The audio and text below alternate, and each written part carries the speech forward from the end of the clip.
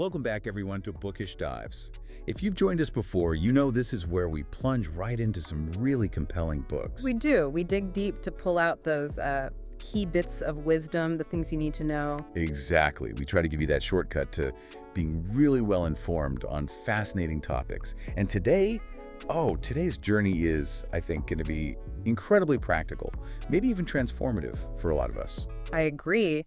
Today we're tackling Stephen Haunt's The Art of Conversation.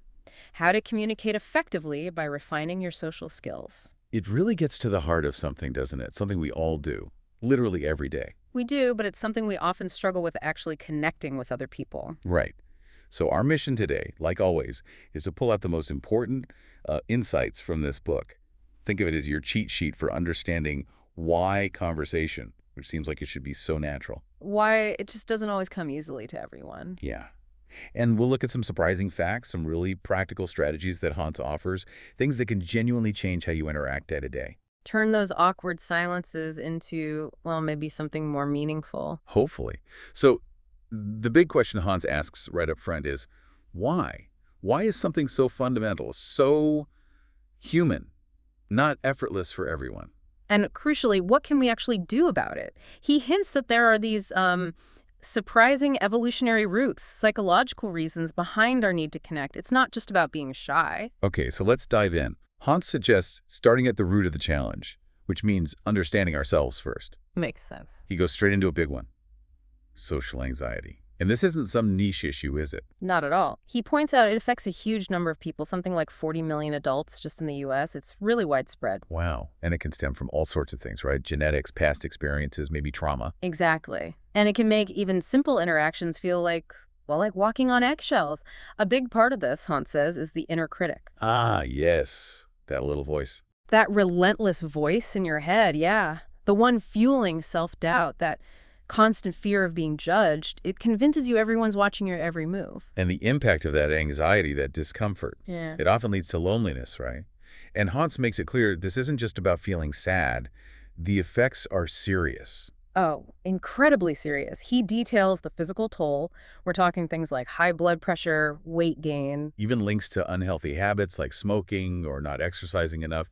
It's a hidden health crisis, almost. It really is. Yeah. And mentally, the fallout is just as bad, if not worse. Depression, obviously, but also heightened stress hormones like cortisol. Which then messes with your immune system, your cardiovascular system. Right. And what's really interesting is how loneliness can make your brain kind of hypersensitive. You start misinterpreting things, seeing criticism where there isn't any. Always expecting the worst in social situations. Pretty much. It makes just getting through the day, dealing with normal interactions, incredibly tough because your brain's already on high alert. So if the problem starts inside, the solution has to start there too. Yeah. That's Haunt's argument. Exactly. Step one is self-assessment, really looking inward and being willing to change. He even takes us way back, like Hippocrates in 450 BC with his 4 temperaments. Choleric, phlegmatic, sanguine, melancholic. Yeah. Focus on things like attention, persistence. And that kind of historical view leads into modern things like Myers-Briggs with its 16 types,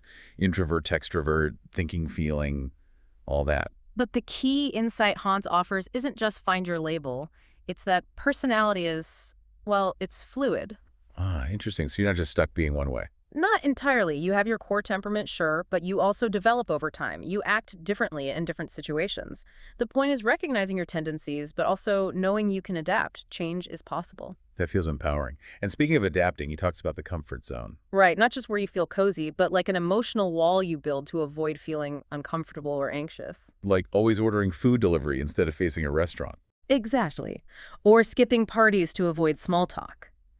The trade-off, Hans points out, is huge. Staying safe means missing out on growth, on experiences. Like never traveling because you fear flying. Precisely. But here's the kicker. Stepping outside that zone, embracing a bit of discomfort, that's where the magic happens. It builds confidence. Yes.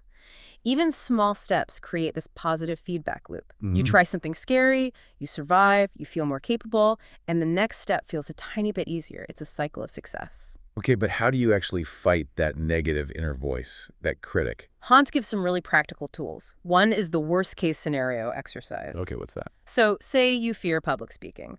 Instead of just feeling general dread, You vividly imagine the absolute worst possible outcome. Like tripping, dropping your notes, microphone dying, audience laughing, the whole disaster movie. Exactly. Then you step back and rationally assess. How likely is all of that to happen at once? And even if it did, would it really be the end of the world? Usually the imagined catastrophe is way overblown. That makes sense. It kind of diffuses the fear. It does. Another tactic is reframing, turning negatives into positives. How does that work? Well, if your inner critic says your humor is weird, you reframe it. My humor is unique and original, unlike the same old jokes everyone else tells, see? Weakness becomes a strength. I like that.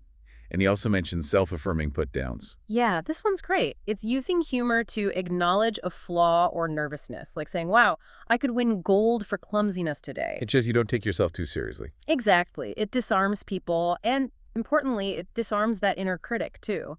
It shows confidence, paradoxically. And if that internal work feels like too much to start, Then he suggests exposure therapy, a more structured approach. which is basically facing your fears in small doses. Precisely. Gradual exposure. If you fear crowds, maybe start by just sitting in a busy coffee shop for 5 minutes. Then next time, maybe 10. Then maybe make eye contact with the barista. Building up slowly. Yeah. And Hans acknowledges that initial anxiety spike, the shock, is totally normal. It's part of it. The key is sticking with it. Perseverance. Dedication. Over time, the fear lessens. That's the goal. You build tolerance, desensitize yourself to the trigger. It's powerful, but it does take work. Okay, so once you've done some of that crucial inner work, understanding yourself, challenging the critic, expanding the comfort zone, Hans shifts focus. Right, to the outer game. Connecting with others, because all that self-awareness is really in service of having better interactions, deeper connections. And he really hammers home that humans are fundamentally social creatures. It's not just a nice idea, it's evolutionary. Our ancestors needed groups to survive, protection, resources, learning. So conversation isn't just chit-chat, it feeds a deep psychological need. Absolutely. It fights loneliness, reduces stress. It meets that core desire to be liked, understood, to belong to a community. It explains why loneliness hits us so hard, physically and mentally. And right at the center of making those connections is empathy. Yes. And Hans defines it carefully. It's not just feeling sorry for someone. It's more like truly trying to step into their shoes. Exactly. Imagining their position, their feelings, and then responding based on that understanding. He distinguishes between two types, right? Affective and cognitive. Affective is more about feeling with someone feeling sad when they're sad. Cognitive is more the mental act of understanding how they might feel or think. And both are important. Vital. Empathy drives helpful behavior, builds strong bonds, lowers stress, helps regulate emotions. Even simple things like subtly mirroring someone's body language show you're engaged and you care. Which leads us to listening. Hans insists it's way more than just hearing. Oh, definitely. Hearing is passive, sound waves hit your ears. Listening is active. It's processing the words, considering the meaning behind the words, and responding thoughtfully. And most of us aren't great at it, apparently. Sadly, no. He cites that statistic we retain maybe 25–50% of what we hear. We miss so much, often because we're too busy thinking about what we're going to say next. Guilty as charged sometimes. We all are. But the benefits of getting better are huge. Better relationships, better outcomes at work. It shows maturity. And he gives techniques for active listening.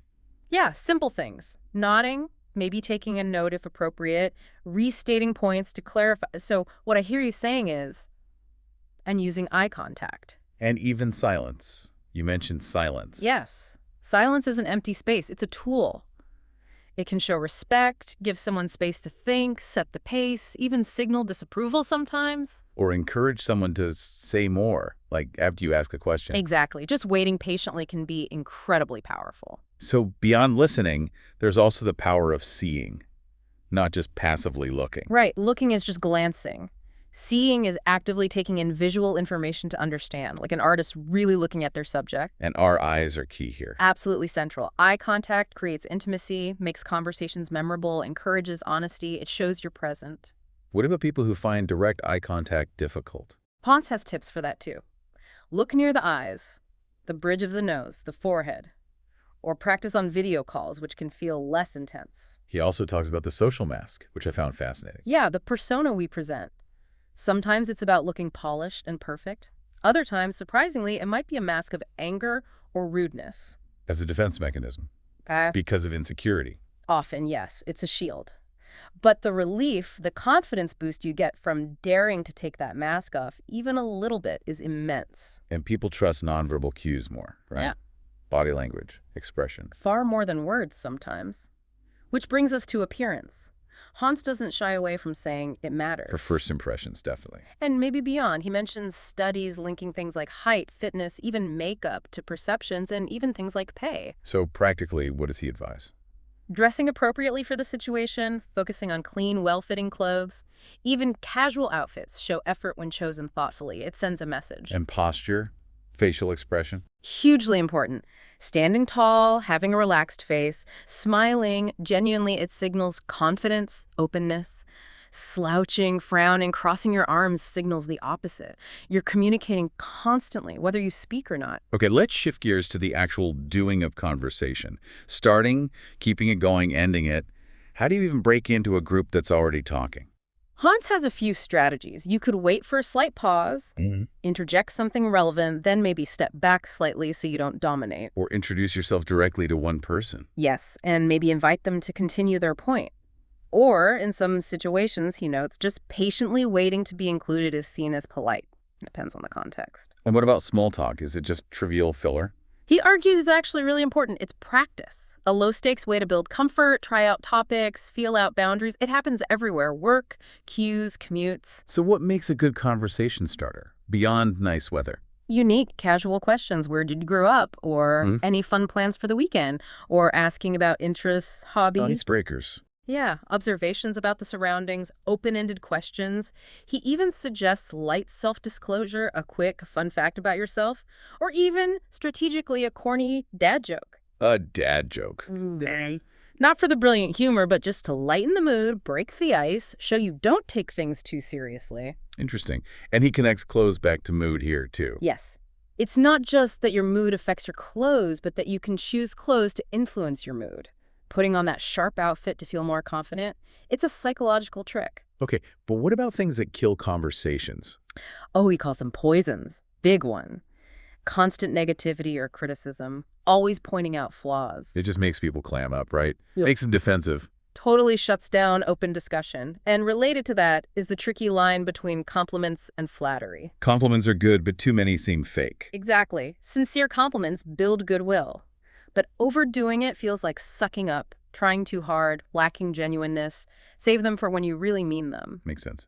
Then there's context, understanding the environment. Crucial. Is it loud or quiet? A big group or one-on-one? What's the emotional vibe? Relaxed, tense, judgmental? You need to read the room. Even noticing small signs of stress in others, like clenched fists. Yeah, those little clues tell you a lot, and you want to help create a positive environment. Encourage trust, be open yourself, show appreciation. That's how good conversations happen. And reading nonverbal contextual clues, facial expressions, body language. They add so much meaning. A grimace, darting eyes, crossed arms versus an open stance.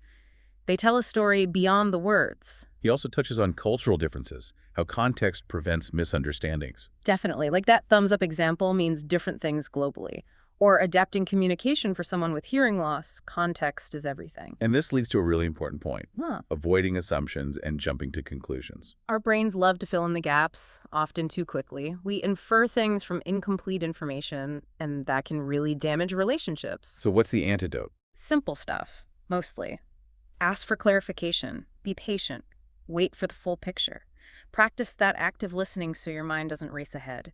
Break down information. And recognize your own biases, especially if you lean anxious. Yes. Anxiety can make you interpret neutral things negatively. You have to consciously step back, assess rationally, and learn when your first impression was off. Okay, so to build lasting connections, Hans emphasizes respect and forgiveness. Foundational. Basic courtesy, politeness, the catch more flies with honey idea. It shows compassion, makes you seem trustworthy. And crucially, don't embarrass people unnecessarily. Handle conflict privately, calmly. Exactly, and respect boundaries. He mentions proxemics, the study of personal space. How close you stand depending on the relationship. Right, but also emotional boundaries, privacy. Recognize the cues, closed body language, direct statements like, I'd rather not talk about that. And if you cross a line, apologize sincerely. What about people who seem really closed off? Hans suggests gentle persistence with compassion. Ask follow-up questions, maybe share a little vulnerability yourself to encourage them to open up. And forgiveness. Absolutely essential. You have to be willing to forgive mistakes, intentional or not. Try to understand their perspective through empathy. Be merciful, maybe even reach out first. Yes. And here's the really hard part, Hans adds. Once you forgive, you have to forget. Truly let it go. Don't keep bringing it up. That's vital for healing. Wow, that's tough but important. Okay, let's lighten things up again, laughter. Yes. He advises keeping things light initially. Start with small talk shared experiences, the weather, coffee. Don't jump into heavy stuff or start teasing people right away. What if someone makes a joke at your expense? Graceful two-step. Laugh along in the moment to keep things flowing. Then, if it bothered you, address it privately later. He also encourages actively looking for the good in people. Yeah, it's like training your brain. Seeing good in others helps you see it in yourself. It fosters community, compromise, kindness. And being open-minded when you hear different opinions. Resist that knee-jerk emotional reaction. Don't shut down. Be curious. Ask questions. Be willing to learn, even if an idea sounds strange at first. And self-deprecating humor comes up again here. He argues it signals confidence and self-awareness, making you relatable, especially if you frame it cleverly, almost like a backhanded compliment to yourself. Like the gold medal for clumsiness example. Exactly. It makes you seem capable but human. He notes all these skills, lightness, openness, humor, listening, are gold for dating, too. Makes sense. Okay, the grand finale. Ending the conversation. This feels almost as awkward as starting sometimes. It often is. Hans points out most chats average about 30 minutes, and people usually feel ready to wrap up around the same time, but feel awkward saying so. So, learn to read the exit signs. Yes. Subtle cues. Crossing arms, turning away, looking at a watch or the door, yawning, giving shorter answers. And have some exit strategies ready. Definitely. Give a legitimate reason. I need to make a call. Gotta get back to my desk. Don't make things up, though. Or use the environment. Excuse yourself to talk to the host or introduce them to someone else. Great tactics. Or be preemptive. Say at the start, I've only got about 15 minutes. If hints aren't working, be direct but polite. This was great. I should probably get going. Or offer to continue later via email. And never interrupt to exit. Right. Wait for a pause or even interrupt yourself mid-sentence if needed. And how do you leave a good final impression? Restate your reason for leaving briefly. Maybe summarize a key takeaway, thank them genuinely, and if possible, offer something valuable info, a contact, an invite, or just a sincere, specific compliment about the conversation. So the key is not to feel guilty about ending it. Not at all. Remind yourself they're probably ready to. And focus on the good interaction you had, not your exit anxiety. Wow, okay. That was quite the journey through the art of conversation. It really feels like, yes, social stuff can be daunting, but the tools are there, aren't they? Confidence, connection, grace, they're accessible. Absolutely. Understanding yourself, practicing empathy, mastering that subtle dance of interaction. These are genuinely transformative skills. Hans makes a strong case that facing that social anxiety, stepping out of the comfort zone, it's tough, but so rewarding. It really is. So here's a final thought. Something Hans encourages us to think about. If knowledge is power, and we know connection is vital. What's one small, courageous step you could take today? Right. To bridge some conversational gap you've maybe been avoiding, maybe just a quick chat with a colleague you don't know well, or asking a real question in a meeting instead of staying silent. Just something small. Think about it. And if you enjoyed this bookish dive and want more shortcuts to being well-informed, So definitely be sure to follow us for more insights and explorations. we'll catch you on the next one.